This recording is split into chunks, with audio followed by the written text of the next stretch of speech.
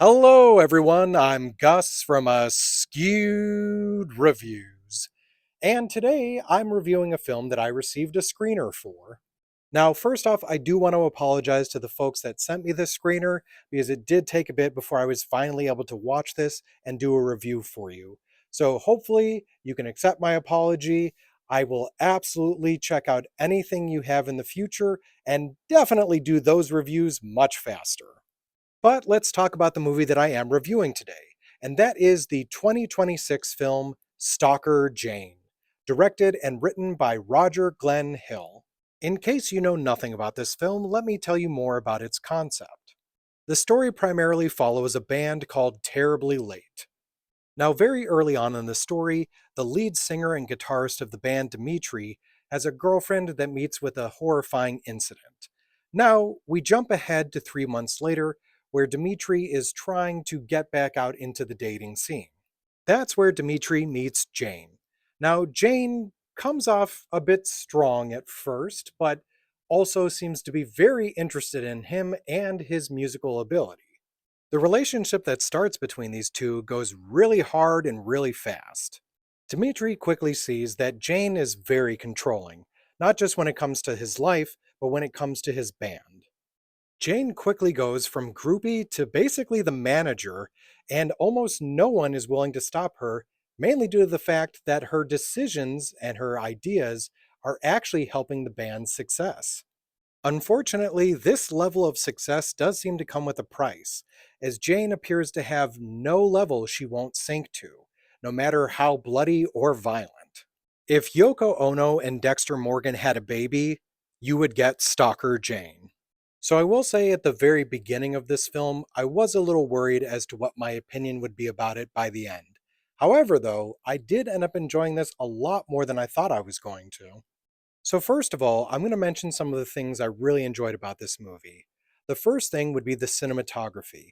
I did really enjoy the way that the movie looked. I was also impressed by the effects that were used in this film, both special and practical. And whoever did the location spotting also did a great job.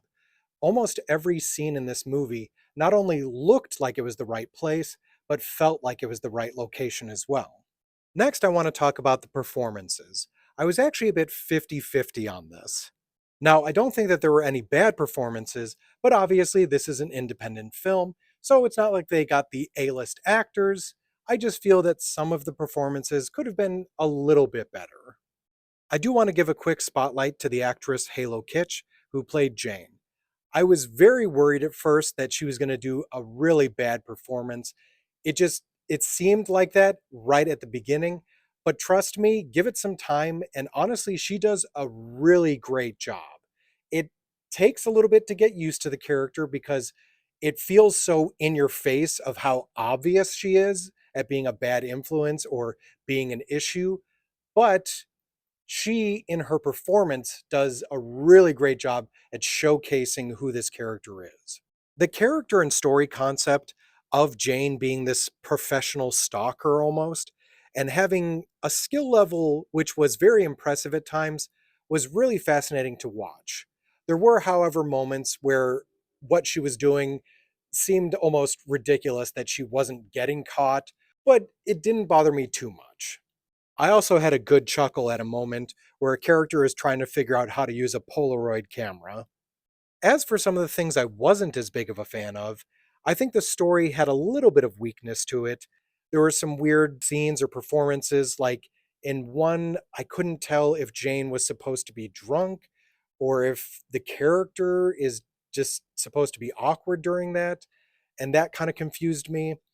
There's also this idea that Jane is this master manipulator when it kind of more comes off that everyone around her is just a bit of an idiot.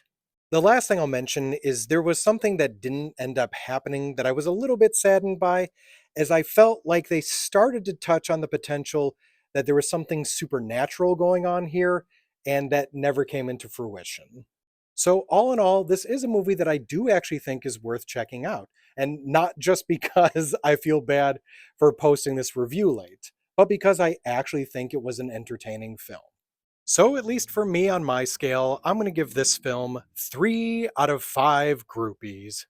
And if you have an interest in watching this film or learning more about it, you can either rent it or reach out to Stalker Jane on Instagram to find out more.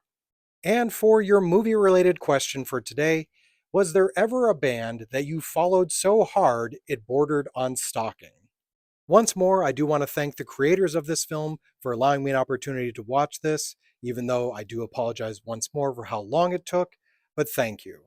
And if you'd like to watch more Askewed reviews, like and share this video, and whatever platform you're watching this on, subscribe or follow.